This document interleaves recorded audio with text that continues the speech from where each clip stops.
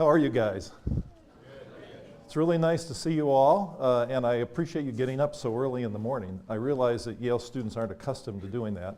I served as master of Silliman College for 6 years, and during that time, I would get up at 5:30 in the morning and start working.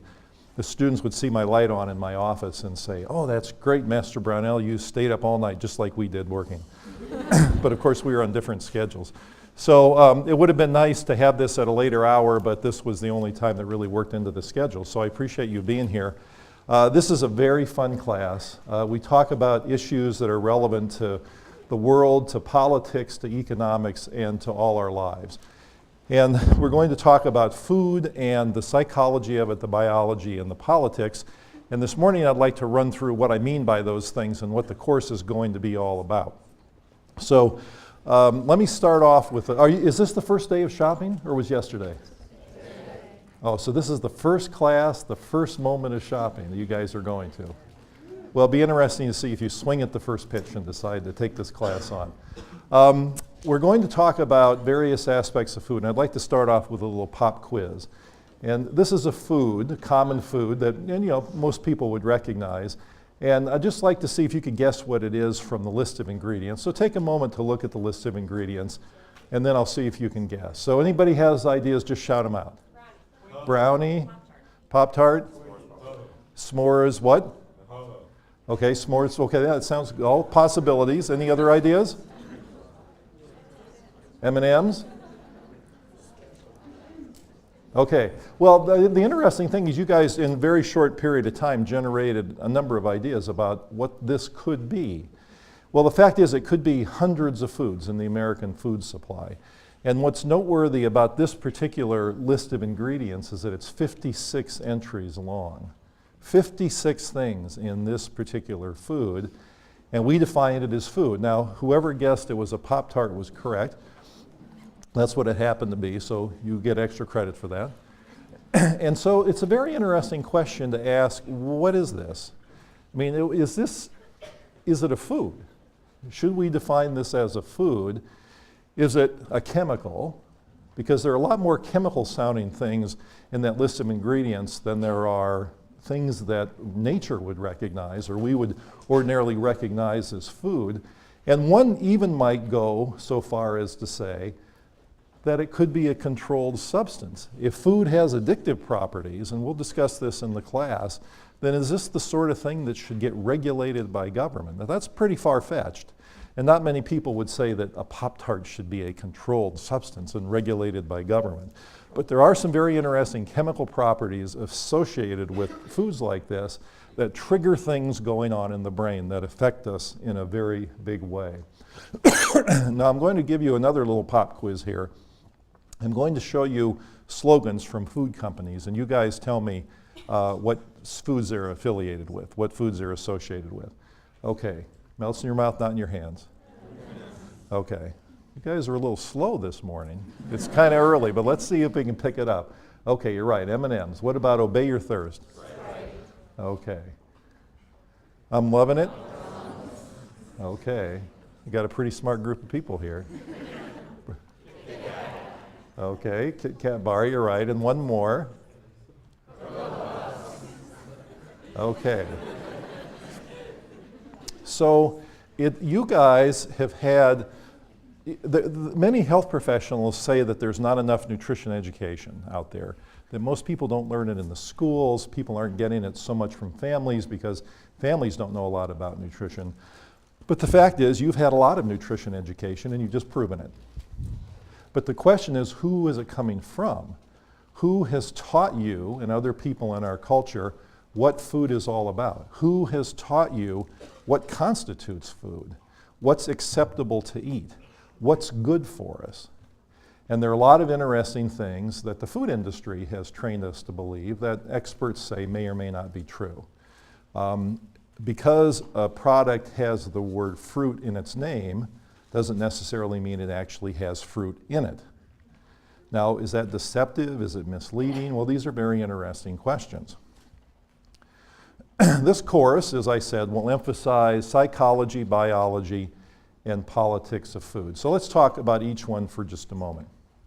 First of all, what you choose to eat and what the world chooses to eat, which has enormous impact on the public's health, on the vitality of countries, and even on world politics.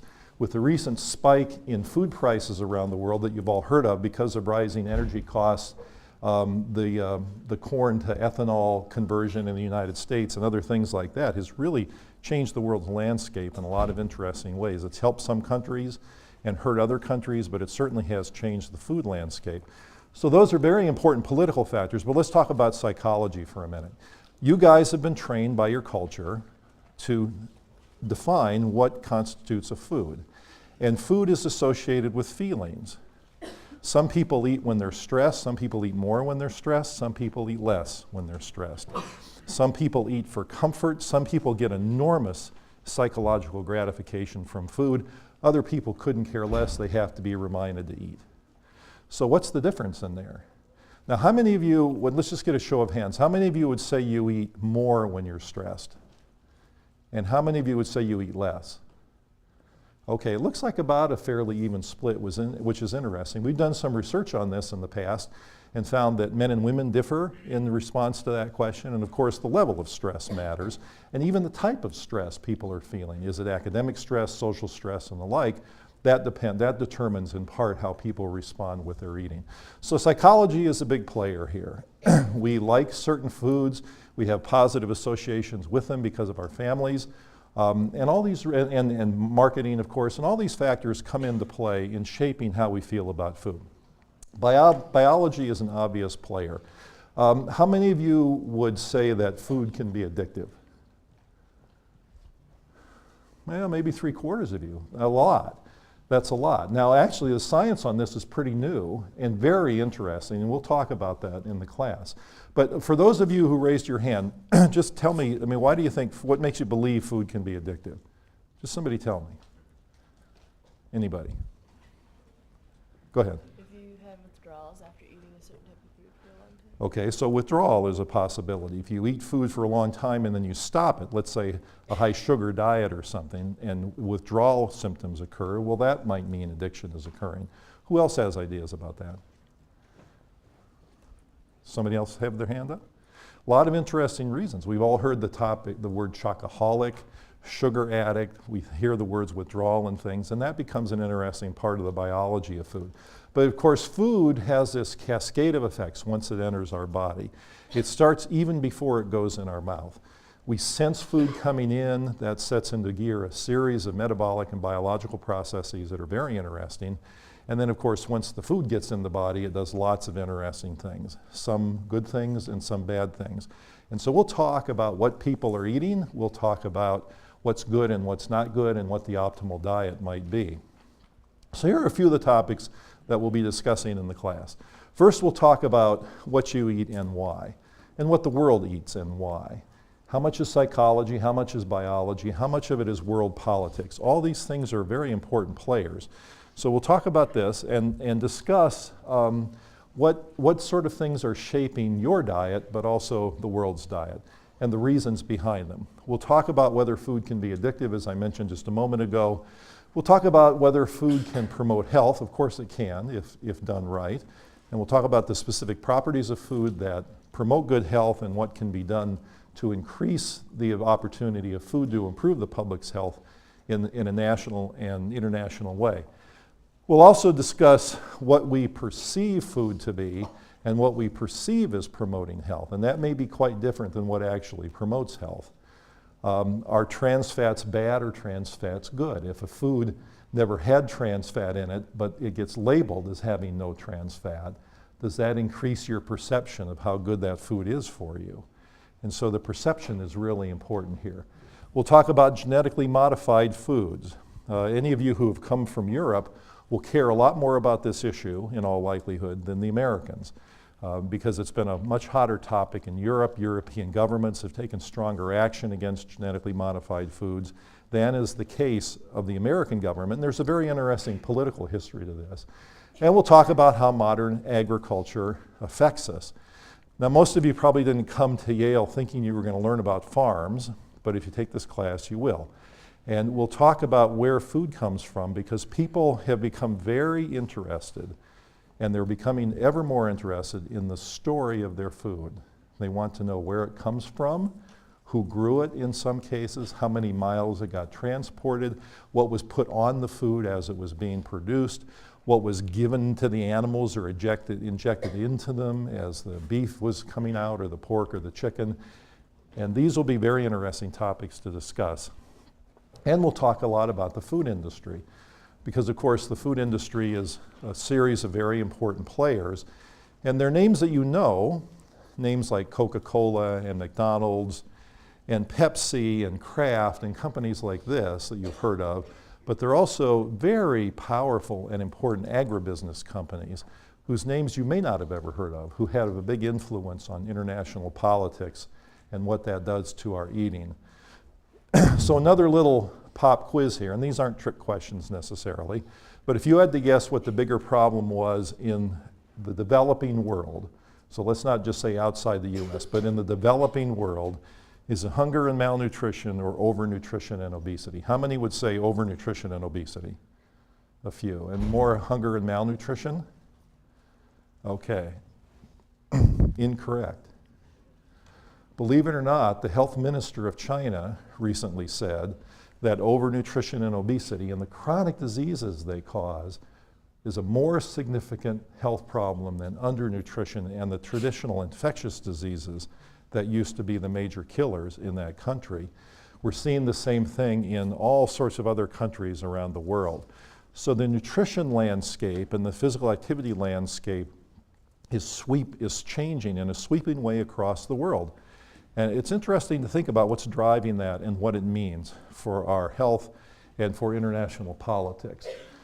Here's another little quiz. I'll give you 4 food companies and tell me which one you think is the world's largest.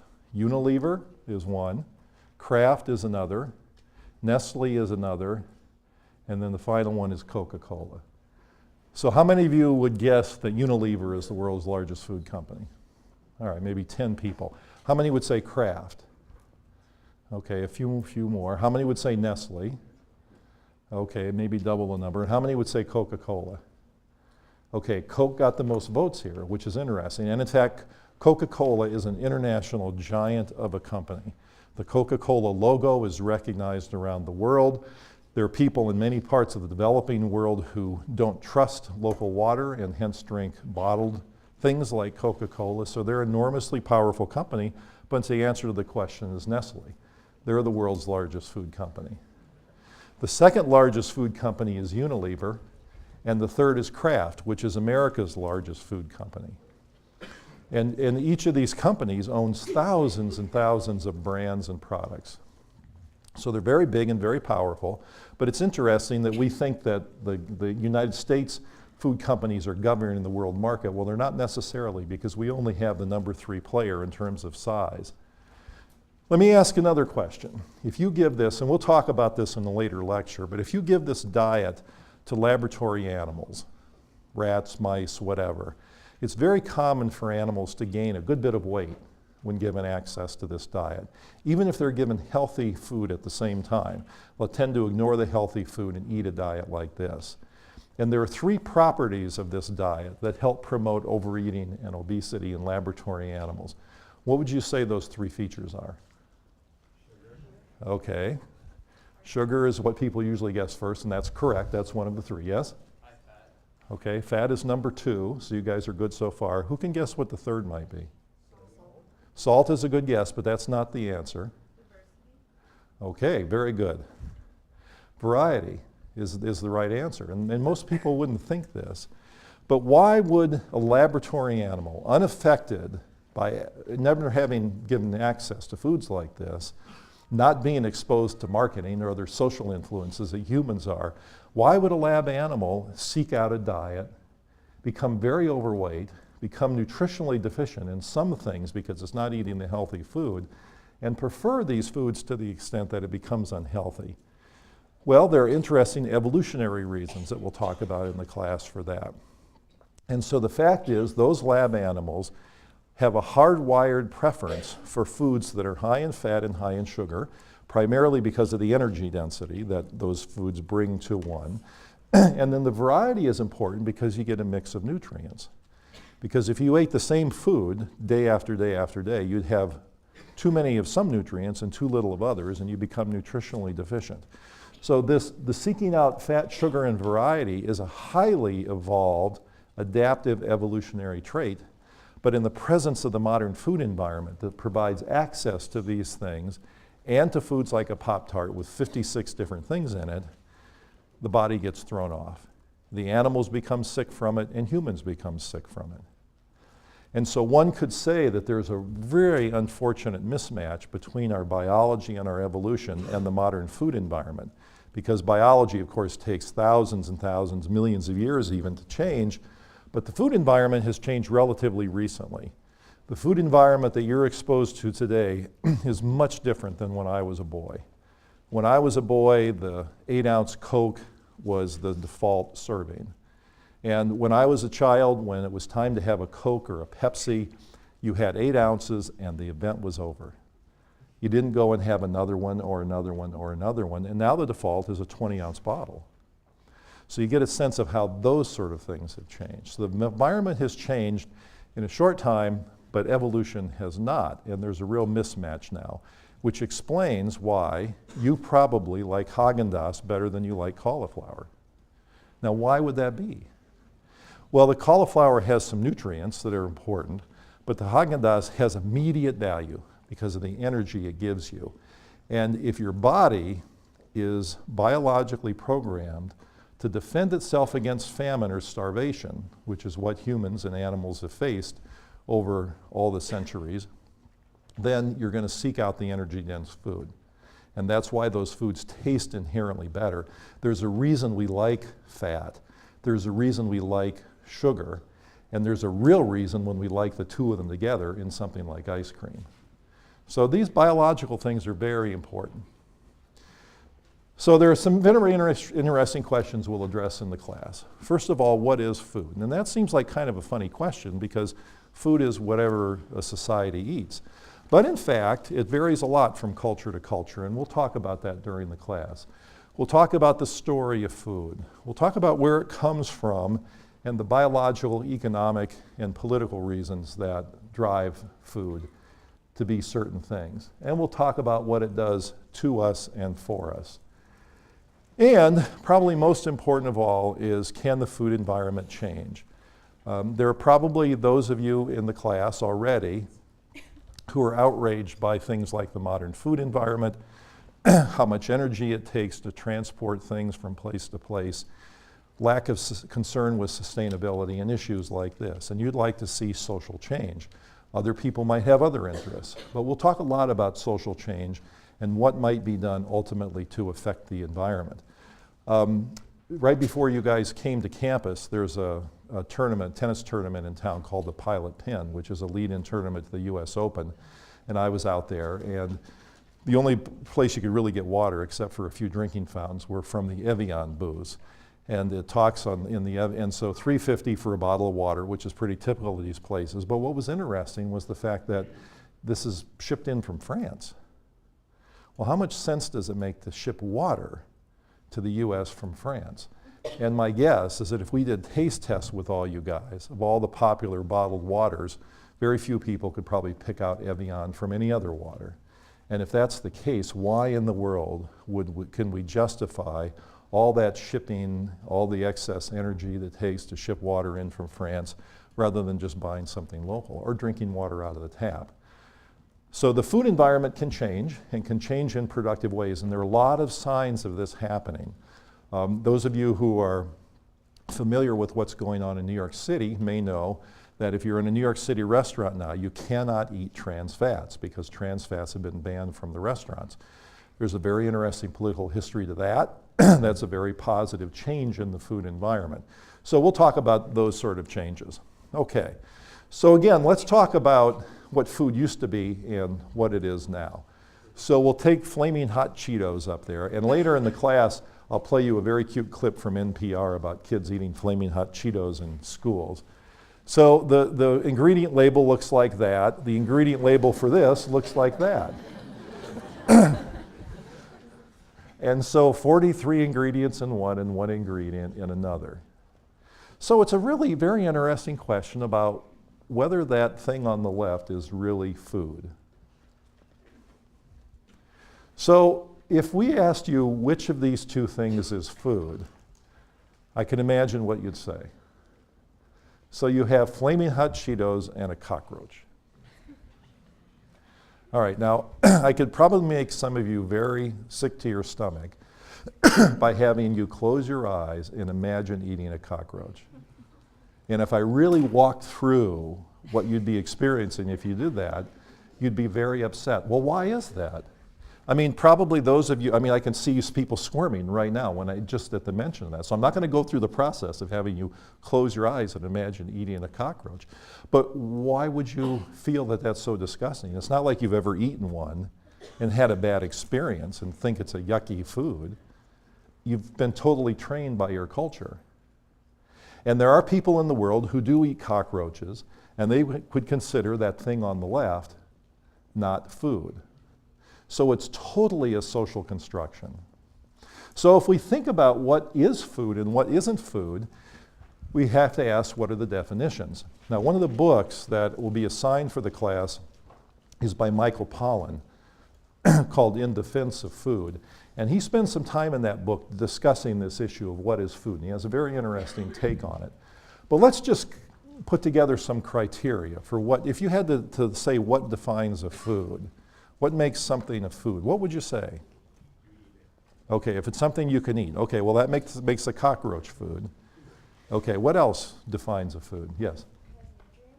It has nutrients. Okay, the cockroach meets the criteria again. Yes? It's a socially acceptable thing to be eating. Okay, a socially acceptable thing to be eating, which of course will change from culture to culture, even within a country. So that's very true. Other ideas of what might constitute a food? Energy? Pardon me? Gives you energy. Gives you energy, okay. Yes, so that would be the nutrient part of it. Did I see a hand back here? I was just going to, I don't know if this goes along with the saying, you can eat it, but you can metabolize it and extract the energy. Okay, so the body has a way of metabolizing and making use of the food such that you can get energy or nutrients from it. Okay, those are all good answers. Well, I made up some answers too, and let's just use these as hypothetical example. Well, one might have to do with where it's from and how it's made. So that might tell us a little bit about whether something should be defined as a food. Its effects would be next, and its social construction would be next. And you guys alluded to all these in your answers to my question. So first you might say, well, food is something that's found in nature. That humans have evolved to eat foods that are found in nature. They're out there. You can gather them, you can hunt them, you can fish them, or you can grow them, you can do something, but it's out there in nature. Well, that's one possible definition of food. Another is how much it's processed, and how, if you take things that started out as food, like wheat or corn, and then they're processed many different ways, and things are added to them or done to them that change their chemical properties, does that affect whether we would consider them food? Its effects, is it recognized by the body? Can the body ingest this particular item and deal with it in a reasonable way and not have internal havoc occur? Hey, when people are eating foods that are too high in fat and sugar, and they eat these foods consistently and have other bad nutrients like trans fats, a lot of bad things happen to the body. The body cannot adapt to a diet that has certain properties. So if a food belongs to a class of foods, a class of items that contributes to that internal metabolic havoc, would that be reason to consider it a non-food? And then the social construction, of course, is very important. Do we think something would taste good, and do we define it as a food as part of a culture? So if we go back to the Cheetos and the cockroach, and we look at our different criteria, and we ask ourselves, is it found in nature? Oh well, we get a check for the cockroach on that one, don't we? Because flaming hot Cheetos are not found in nature. Is it concocted? Well, the cockroach is pretty much its natural state, and you have all the ingredients in the other food. Recognized by the body, my guess is that eating cockroaches probably won't do internal damage.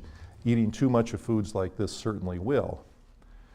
Is it harmful? Well, I mean, a cockroach might be seen as being harmful because we consider them dirty, disgusting, revolting insects, and we don't define insects as something we eat, at least in our culture. And then finally, do we find it as food? Well, then we get a check for the Cheetos. Does it taste good? We get a check for the Cheetos as well, but only because we're trained to believe that one tastes good and the other one doesn't, because in different cultures it would be the reverse. So you see how these different properties of food affect whether we would even consider it a food. Farms are an interesting part of this. There was a time when people were very close to their food. They were physically close to it and psychologically close to it. The food was raised locally. Excuse me, if you think back to New Haven in the 1950s or 40s or 30s, a lot of the food, much more than is the case today, was grown locally and was sold in markets. And so there might have been one person or one step that resided between you and your food. And you might even see the farmers sometimes who brought the food into market. And that was certainly true in earlier days. And so, but the distance to food has changed a lot, because food has to come in from far greater distances than used to be the case. And that's changed our relationship with food a lot, into a distant rather than a close relationship. Here's an example that highlighted in the block there is a farm called Fairview Gardens that's outside of Los Angeles, in suburban Los Angeles. And so that's the bracketed part is the farm in 1954. The next slide shows the farm, same farm and its surroundings in 1998. So you can see that a lot has happened here. And so this means that all the area surrounding that Fairview Gardens was mainly farmland back in the 1950s, all growing food, probably a fair amount of it being eaten locally by people. But since that's all been pushed out of the way by development, that means the food has to get shipped in from larger distances. And it means the people in Los Angeles who are eating their food, a lot of it shipped in from far away, have a distant relationship with it. There's also a distant psychological relationship with it, because we just aren't as concerned as people used to be about where it came from. But that's changing, and more people do want to know the story of its food. And that story is something we'll talk about in the class. Oh, by the way, if we go back to this, another big part of disease, chronic disease, that's related to diet is the physical activity part of the equation. As we'll discuss in the class, and most of you probably know this, your body weight is a function of how many calories you take in and how many calories you burn off through metabolic processes, but also physical activity. And it used to be a lot easier to be physically active than it is today. And we'll discuss this later in the class, but energy-saving devices all over the place. You guys use computers. I used a typewriter when I started college. So I was burning more calories creating a paper than you guys have to. And that wouldn't seem like a lot of calories, but you add that up across electric garage door openers and electric toothbrushes and windows on your car that you no longer have to crank. And of course, you don't have to get up and go across the room to change the channel on the television any longer. These things contribute a lot to a calorie deficit that used to be there's a deficit in how many calories people are burning compared to before. And part of that is our environment and the way the environment is structured. And there's a group of people in the United States and elsewhere who study something called the built environment. How the environment is built affects how much physical activity we get. So let's look back at this picture here. So let's just say that you have a child who lives up here, say in this cul-de-sac, and is friends with a child who lives over here. Now that's probably not a very long distance, and it's the kind of distance where a kid could easily ride a bike. But of course, no parent is going to let a child ride a bike from here to here because you've got the super highway in the middle, and the only way to get across it would be to go down here on this very busy road, figure out how to navigate over here, even if there is a walkway that one could ride a bike, and then maneuver over to here. And so the introduction of the superhighway, which divides these communities into, really affects physical activity a lot. You have, and another example of that would be true is, let's say you have a child who lives in this sort of circular area here, who lives here, and is friends with a child who lives here, then that's not a very long distance, probably easily walkable in a few minutes, but that child can't be walking through everybody's yard. So how do you get there? You got to go here, here, and these could be busy roads, and so parents don't want to do it because of safety reasons. So you see how when the country used to be laid out in a grid, like say New York City still is today, then people walk to get places. But when you have things like this, which is typical of suburban developments, it affects the physical activity a lot. There have been some interesting surveys about people's relationship with food. And the Pew Foundation did a survey that was published in April of 2006 that asked people found out what percentage of people really enjoy eating. And from 1989 to 2006, there was a pretty significant decline. But even in 1989, the numbers weren't very high. Now, there was probably a time when people enjoyed eating more. They weren't eating all the time. Their meeting was confined to 3 meals a day. It was more likely to be a social event because the family was together. And the food had you had a better personal relationship with food. But why in the world, over that period of time, would people's relationships with food get even worse? Well, it has to do with our distance from food, our psychological and physical distance from food. And the fact that we don't appreciate it as much as we do because it's everywhere all the time. And we've been trained to eat outside of the normal meal times. How many of you have seen the Taco Bell series of advertisements for the 4th meal? Okay, common one, people see that now. Well, what that means is no longer 3 meals sufficient, there has to be a 4th. People are eating late at night, they're eating early in the morning, and they're basically eating all the time. So this is not a very positive sign. If people are having a bad relationship with food, what can be done to turn it around? In this same poll, people were asked if they were eating more junk food than they should. And men and women both said in pretty high numbers that they were eating more junk food than they should. Now you'd hope that it would be a small percentage of the population that would be affected by this, but it's not. Turns out to be a very high number. So we have to ask, why is this? Why are people eating too much junk food? Well, what would be your guesses? What are the factors? Go ahead. It's cheap and everywhere. Okay, so availability and cost become 2 key issues. Yes, and somebody else had their hand up. Say, okay. Okay, marketing is a big factor, yes? It tastes good. Tastes good, yeah. It's easy to get, it's easy to make too. Okay, so it's not only available, it's sort of out there all over the place, but it's easy.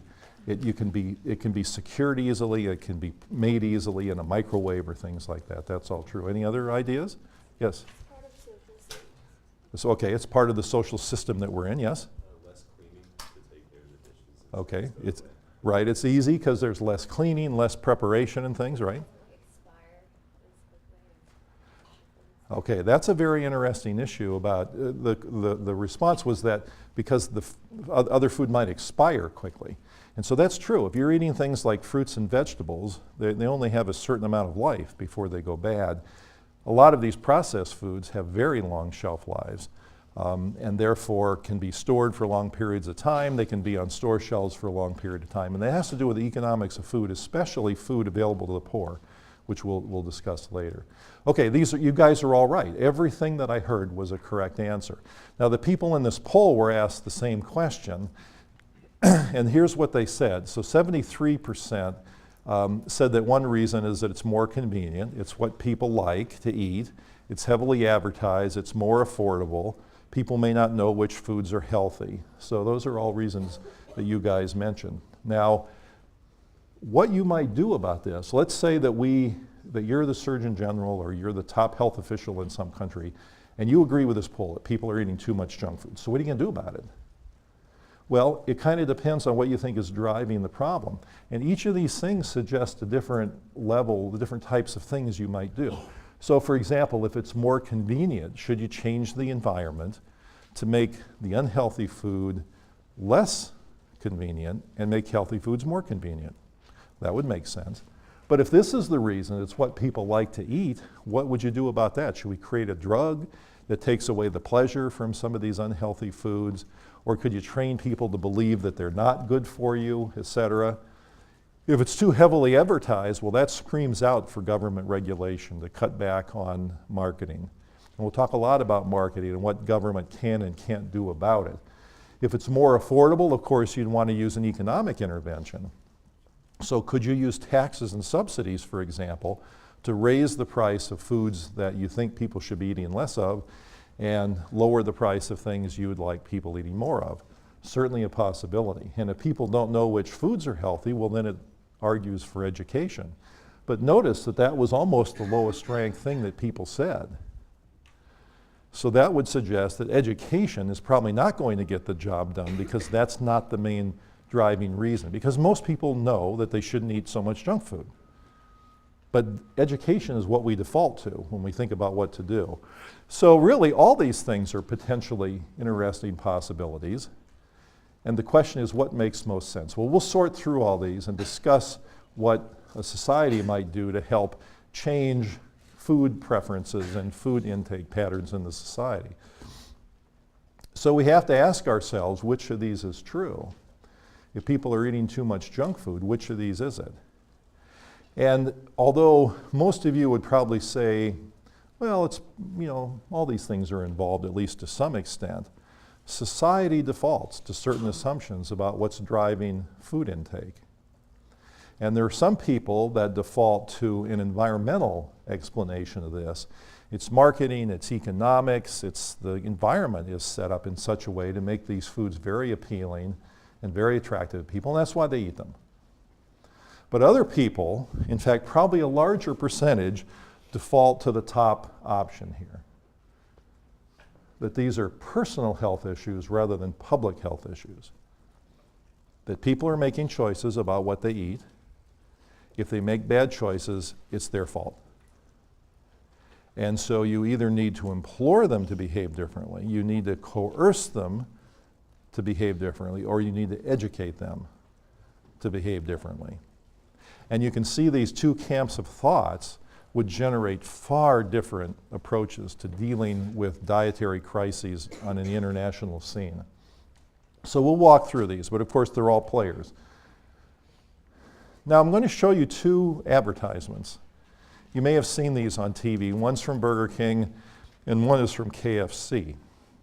And when I show these to you, was we'll talk a lot about food marketing in the United States, because if you buy the premise that I laid out a few moments ago, that what we consider food and what we consider to taste good is pretty much a total social construction. I mean, not a complete social construction. For example, nowhere in the world would people consider eating a rock, because a rock is non-food across all cultures.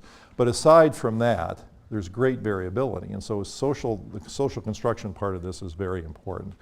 So that means that somebody has taught us what's food. Well, our family has taught us, our culture has taught us, but the food industry has taught us too, what's food and what's not food. But not only that, they've taught us what constitutes healthy food and unhealthy food. They've been very influential in teaching us how much of things we should eat, and look at that in this commercial that you're about to see.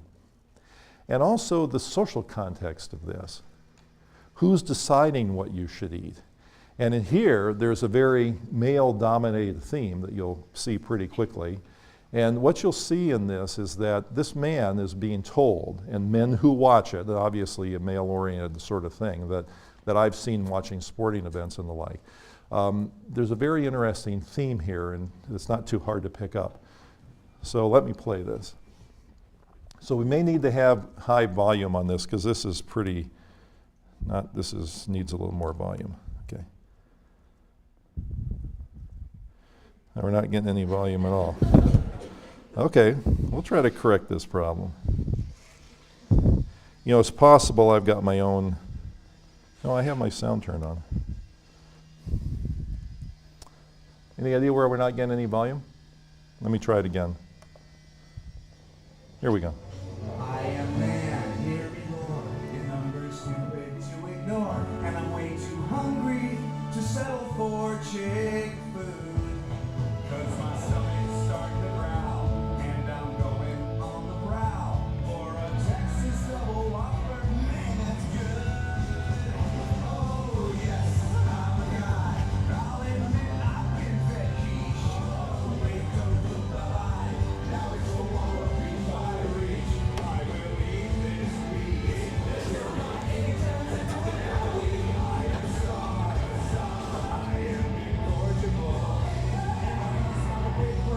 bacon, jalapeno, good thing down.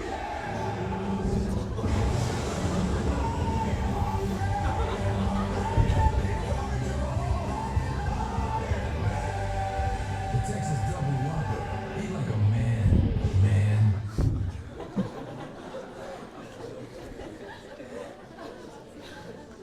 All right, so what are some of the themes that you pick up when you see something like that?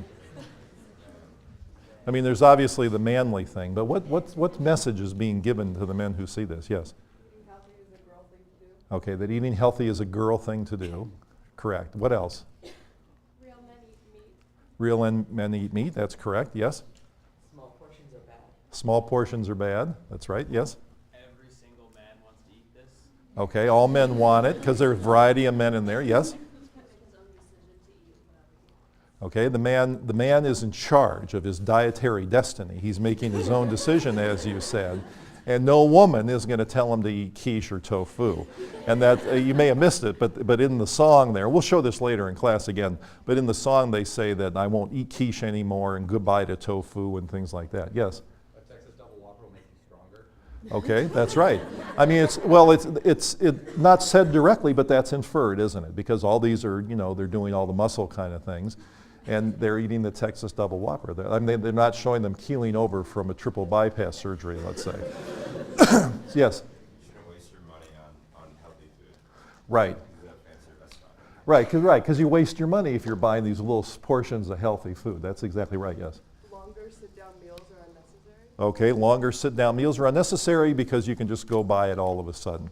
Okay, you guys are all right. Isn't it interesting how many messages are embedded in that short advertisement? And it's done with song, it's done visually, all sorts of things are embedded in there. And I'll show you some other advertisements later that are oriented to men that make that same argument that if you're a man, nobody is going to tell you what to eat. Burger King might, but nobody else. And so that becomes a very interesting theme in these advertisements. So that's one. And we could show you dozens and dozens of these sort of things, and we will over the course of the class. Each one of them very interesting. Okay, the next one I'd like to show you is a KFC ad. And this ran fairly recently. I don't know if it's still on the air, but it ran fairly recently. Look at this, and then we'll analyze the themes in this. Is that? Yeah, KFC has 0 grams of trans fat now. Yeah, baby! Woo! KFC chicken now has the same great taste you love, with 0 grams of trans fat per serving. How's school? Okay, so what's embedded in this message? KFC's healthy now. KFC now is healthy, right? Yes. They show them eating it like as a family, like for dinner at home. Okay, so there was the family theme here that now that KFC is healthy, it becomes something the whole family can enjoy. Yes. It still tastes good. Okay, it still tastes good despite not having trans fats. Yes. You don't need to change your daily lifestyle to get healthier. Okay, you don't have to change things because it's now built into the healthier, quote, healthier version. Yes, all the way in the back. Food's more exciting than your kids. Okay, say that again, please. Food's more exciting than your kids. Food's more exciting than your kids. Yeah, it's there, yes. Also, that food is more important than family. Food's more important than family, right. And what about how fast, how the sort of lack of control, and now I can kind of binge on it or eat it. I don't even have to wait till the family sits down to eat. Also, it can't be an accident that it's an African American family depicted in here. So there are a lot of interesting things going on in this little video clip. Now, there's a political and business history to this because KFC, as large a company as it is owned by a larger parent company, believe it or not, called Yum Brands. And Yum Brands owns other food-related chains like Taco Bell. But Yum Brands responded in a very interesting way when the call to remove trans fat first came out. And they were pretty slow off the mark to do something about this. And it was after lawsuits were filed that they actually made the change. But here they are boasting about the change, presenting the picture to the world that, well, look at this wonderful thing we did. We took out the trans fats and now you can eat as much of it as you want. They don't say it, but one could infer that from the advertisement. And The fact is, food is healthier if it has less trans fat, but it depends on what fat's swapped out for it. Because if you put a healthier fat in, then you get a certain amount of improvement. But if you put a less healthy fat in, you get some improvement, but less. But also, switching out the trans fat with another kind of fat doesn't change the calories at all. Still has the same number of calories. And obesity is a huge problem in the United States, especially in the African American community and other minority communities. And so to imply that now you can eat all you want, you've been issued a free ticket, if you will, some people might consider not the right message. So when we think about the way food is marketed, we have to ask ourselves, how are these messages framed? Who's being targeted, what the message is, and of course what the impact is. And you guys, over the course of your life, have been exposed to an enormous number of food messages, an enormous number, far greater than I was when I was a boy. And they've come in different forms. When I was a boy, there was one form and one form only. And it was on Saturday morning cartoons, and it was advertisements for foods on that. And it was mainly for sugared cereals. But boy, if you think about your advertising landscape, it's so much different than mine was. How is it different? Well, tell me some of the ways. How's it different now than my boyhood with just the Saturday morning cartoons? Do you even realize how much marketing you're exposed to? What forms does it come in? Go ahead. Athletes endorsing food companies. Okay, so you have a variety. You have athletes, movie stars, music celebrities, and people like that who get associated with foods, and that's of course very powerful for kids. So the list of athletes that have endorsed some of the food companies or done marketing for them. So the Williams sisters, the great tennis players, have done fast food companies. Michael Jordan did fast food companies, Kobe Bryant. And then you, of course, get all the cartoon characters like SpongeBob and other things that over the years have been associated with a number of these products. So those attachments are very important, yes? But real people, not just cartoons, you can relate to them. So real people endorsing these sort of things, that's right. Well, and Michael Phelps, now that he's won all those gold medals, I hear is on Wheaties, and somebody said Frosted Flakes, but I don't know if that's true. But He's passing out Wheaties for Frosted Flakes. okay, so there are lots of, okay, and then these things get coupled, like you're saying. So these are very interesting things. But think about your marketing landscape and how different it was. So it's on television all the time. But television used to be almost 100% of the marketing, and its share of the overall marketing burden, if you call it that, is going down. But other things have taken its place. So you have billboards. You know, when you guys were in high school, how many of you had high schools with soft drink machines in them? Okay, almost everybody.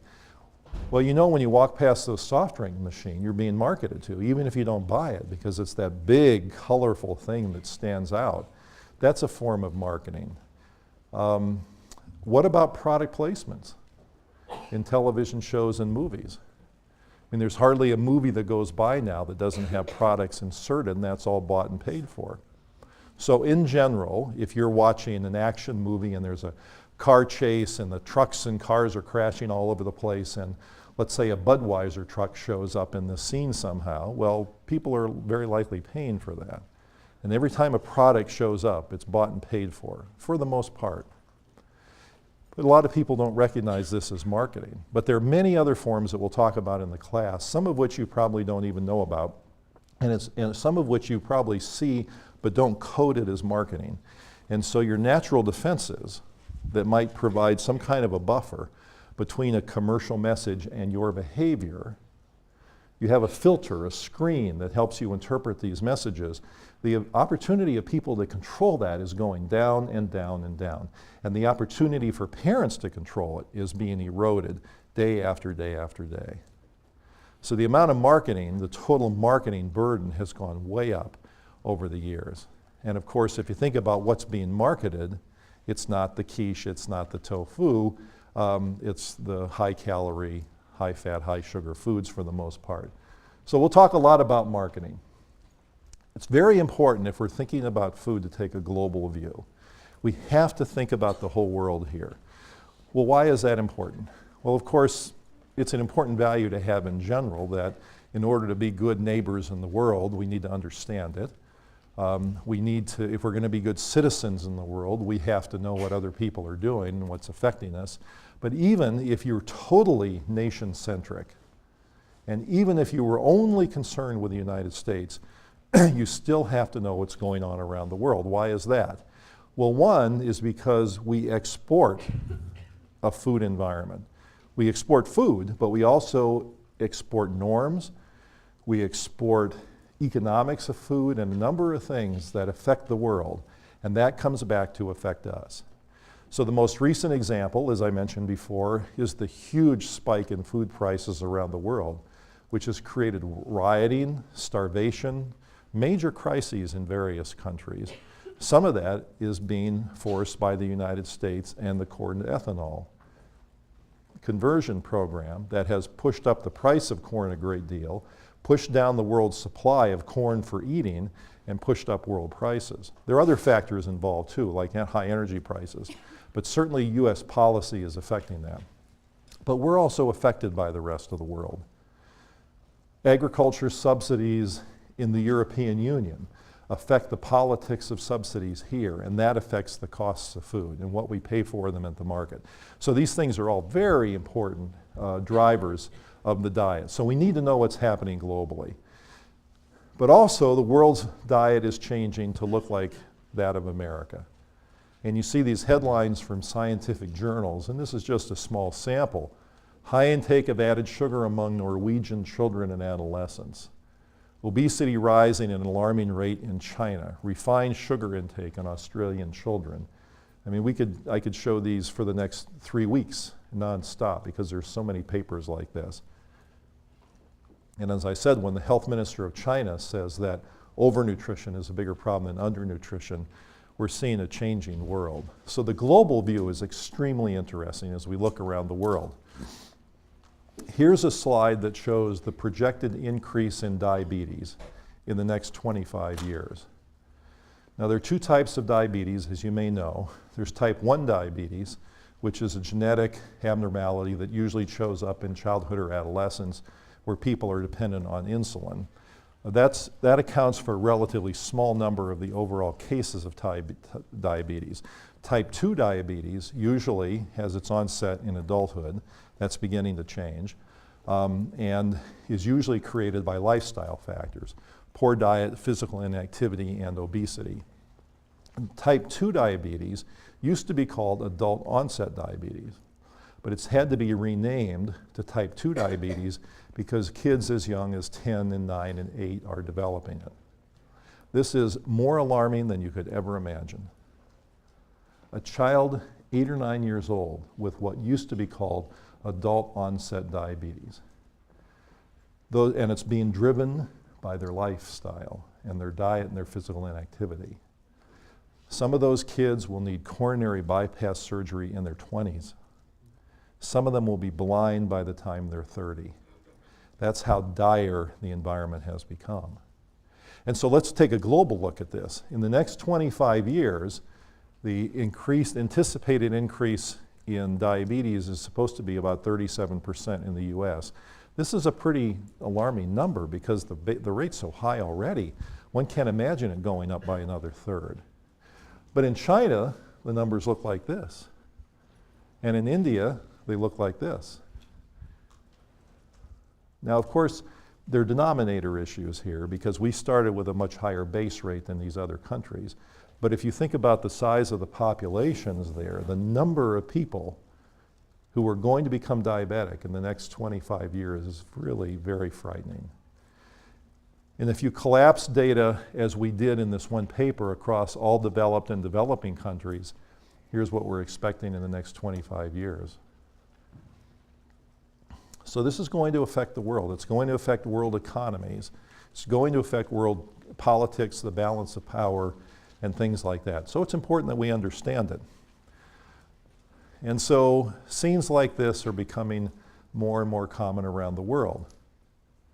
In the country of China, the most widely recognized corporate logo, other than from Chinese companies, is KFC. So the American companies have major reach and major power, and a lot of the increase in growth in the fast food industry is happening outside the US. There was a paper that I wrote with a colleague in Globalization and Health, and this quote that I'll show you is from that, and I'll read it in case it's a little hard to see. But it puts together the experience with tobacco and the experience with diet to talk about how countries might see this problem coming and doing something about it. One hopes there is still time for countries to see this coming and take preventive action.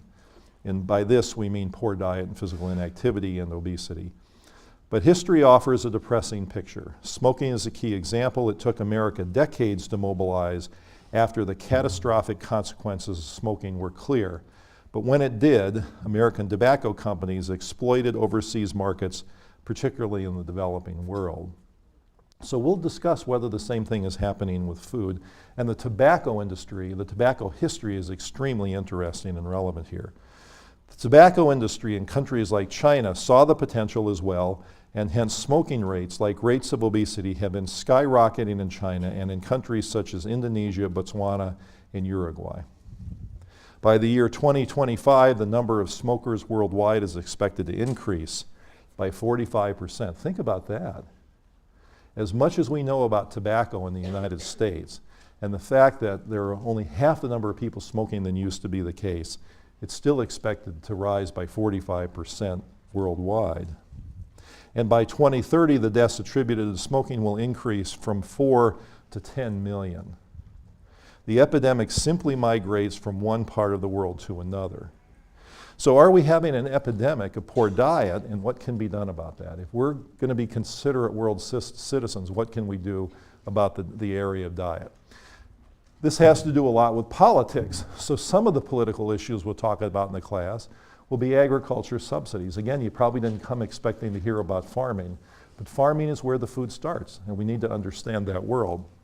We'll talk about the US Department of Agriculture, which at the same time is supposed to be helping sell as much food as possible to boost American agriculture, but establishes nutrition policy. And one can see how those two things might conflict at some point, and one typically prevails over the other. We'll talk about the amount of money that goes into Washington to lobby on behalf of the food industry, and we'll use a few exemplars of that, like the National Restaurant Association, which is the major trade association, as you might guess, of the restaurant industry. And they've been very important political players now in the trying to get rid of trans fats in restaurant movement, and also the movement that's happening around the country to try to get calories put on menus in restaurants. So we'll discuss the research on this and also the politics of it. It's interesting how our leaders have discussed this. Tony Blair in 2006 was addressing the issue of diet and obesity. And here are some of the things he said. And when he said they, he's talking about diseases related to poor diet. They're the result of millions of individual decisions at millions of points in time.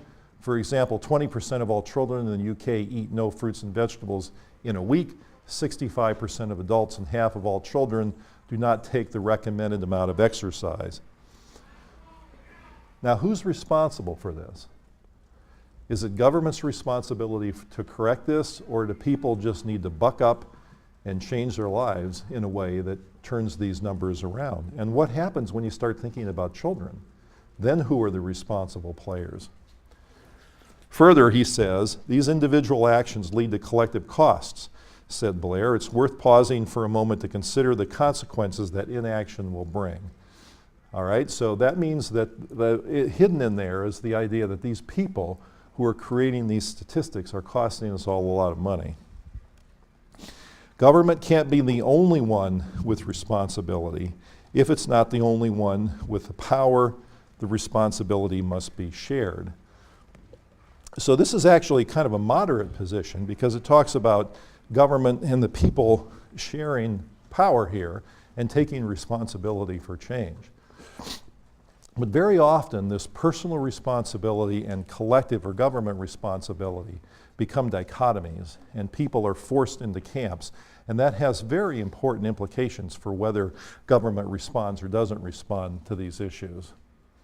Okay, that's sort of a broad background about the content of the course.